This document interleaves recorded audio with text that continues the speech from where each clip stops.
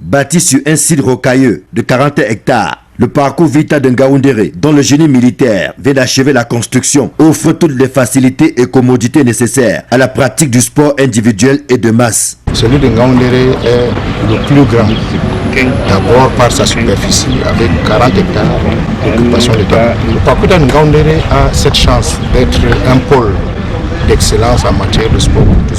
Nous avons pensé mettre au niveau de chaque aire de jeu des espaces de renforcement des capacités physiques et physiologiques. De l'autre côté, il y a une possibilité pour ceux qui font les courses de fond, vous avez une montagne, puisque sur les deux espaces, on a pu obtenir deux petites côtes qui permettent à tous ceux qui peuvent faire l'alpinisme ou bien qui font le Mont Cameroun de mieux se préparer de ce côté.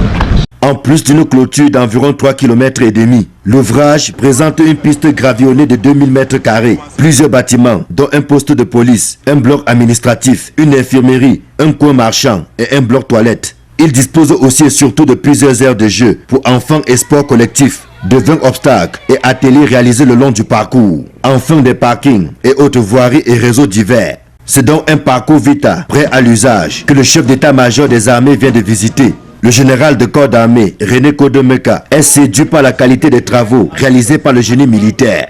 Je suis venu voir, puisque le génie militaire fait partie de l'état-major des armées. C'est une activité que je suis depuis un certain temps.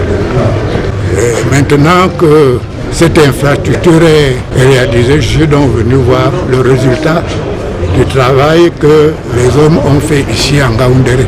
Je voudrais les féliciter parce que ils ont réalisé une infrastructure remarquable par son étendue, par son originalité. Et je suis très satisfait pour le travail qu'ils ont fait ici. La satisfaction est d'autant plus grande que les problèmes d'indemnisation qui ont émaillé le début des travaux ont été définitivement réglés. Nous avons posé le problème aux autorités municipales, principalement le maire de la ville, qui a pris les mesures. Parce que ce que nous avons constaté, c'est que ces populations sont parties d'elles-mêmes du site qu'elles occupaient. Et au jour d'aujourd'hui, ce site est complètement libre.